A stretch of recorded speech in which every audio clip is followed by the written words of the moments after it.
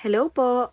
For today's video, gagawa tayo ng cream cheese frosting. 4 ingredients lamang ang kakailanganin natin sa paggawa nito. Unang ingredient ay 300 grams of Bakersfield Whipped Buttercream. I-whip lamang po natin ang buttercream paste hanggang sa maging lighter ang kanyang color. At wag na wag pong kakalimutan na scrape ang bottom and sides ng ating mixing bowl upang maiwasan haluan ng mga buo-buong buttercream paste ang ating buttercream. Kung napansin ninyo, paddle attachment po ang ginamit natin kanina. Yun po talaga ang ginagamit ko kapag nagki-cream pa lang ako ng buttercream paste. Kapag ka naglalagay naman na ako ng cold water, wire whisk na ang ginagamit ko. Sa buttercream po pala, laging 3:1 ang aking ratio. 3 for the buttercream paste and 1 for cold water. 300 grams ng buttercream paste ang gamit natin, kaya ang cold water natin ay 100 grams. Pag na-reach na po natin ang ating desired consistency ng buttercream frosting, ililipat lang natin ito sa isang lalagyan. At in the same mixing bowl, nag-cream lamang ako ng cream cheese gamit po ang wire whisk. Kagaya po ng buttercream paste, palagi po nating scrape ang bottom and sides ng ating mixing bowl. Kapag ka naging smooth na ang ating cream cheese, maglalagay na tayo ng paunti-unting buttercream. Patuloy pa rin sa paghahalo hanggang sa maihalo natin ang lahat ng ating buttercream sa ating cream cheese. Kapag ka gumagawa ako ng buttercream frosting, hindi ko na sinusunod ang instructions sa packaging. Ang ginagawa ko ay tinitingnan ko ng maayos ang consistency ng ating buttercream. Kapag well incorporated na ang cream cheese at ating buttercream, lagyan natin ito ng 2 tablespoons of lemon juice. I-whisk lamang hanggang sa maging well incorporated ang lahat ng ingredients. At sa inyo pong nakikita ay napaka-smooth and stable ng ating cream cheese frosting. Pwede itong pang filling,